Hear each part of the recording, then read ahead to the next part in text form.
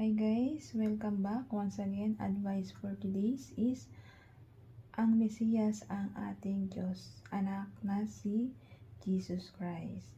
So pagdating ng araw, bababa dito sa ating mundo ang ating Diyos anak.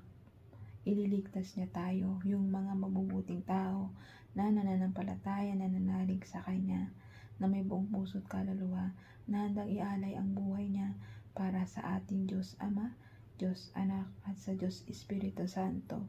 Kaya po ganun, kasi nagiging mabuti kang tao.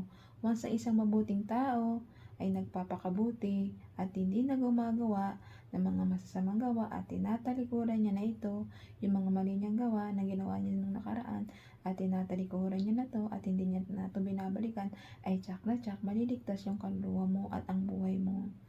Pagbaba ng ating Diyos anak dito sa ibabaw ng lupa, kukunin niya yung lahat ng mga mabubuting tao. Pwes ikaw, kung hindi ka pa mabuting tao, magbago ka na po. Talikuran niyo nga po yung mga masasamang gawa niyo. Magbago na po kayo, pagsisihan niyo yung mga nagawa niyong kasalanan. Tatanggapin po tayo ng buong puso't kaluluwa ng ating mga Diyos. Ating Diyos Ama, Diyos Anak, at Diyos Espiritu Santo. Manalig mananampalataya ka lang po na meron po tayong Diyos na buhay na nasa langit, na handa tayong tulungan bawat oras, araw at panahon. Huwag ka pong magdalawang isip. Sila po ang ating mga Diyos na buhay. Huwag ka pong sumamba sa alaman ng Diyos-Diyosan o gawa ng tao o gawa ng kamay ng tao o bagay. Huwag po tayong sasamba dyan.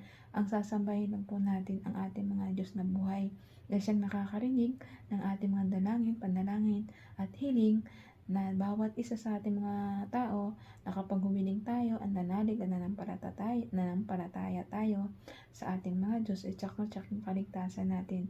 Ibibigay yun, yung tulong na gusto mong makamtan, na hinihiling mo sa ating mga Diyos. Kasi po sila po ang tunay na Diyos na gumawa ng langit at lupa, ng ating Diyos Ama, na creator ng ating mundo. Once na manalig mo ng palataya ka lang sa kanila, ay tsak na tsak ang iyong blessing na matatanggap na siksik, liglig at umaapaw pa. Kaya ikaw, magbago ka na. Talikuran na yung mga masasamang gawa mo dito sa ibabaw na lupa at tumulong lang at magmahal. Magmahalan po tayo dito sa ibabaw ng mundo. Yun po ang gustong gawin ng ating Diyos Ama, bawat isa sa atin. Magmahalan, magbigayan, magtulungan, magunawaan, magpakumbaba sa mga tao at respeto ang ating kapwa-tao, at lalong-lalo na ang ating magulang, at lalong-lalo na at higit sa lahat, respetuhin natin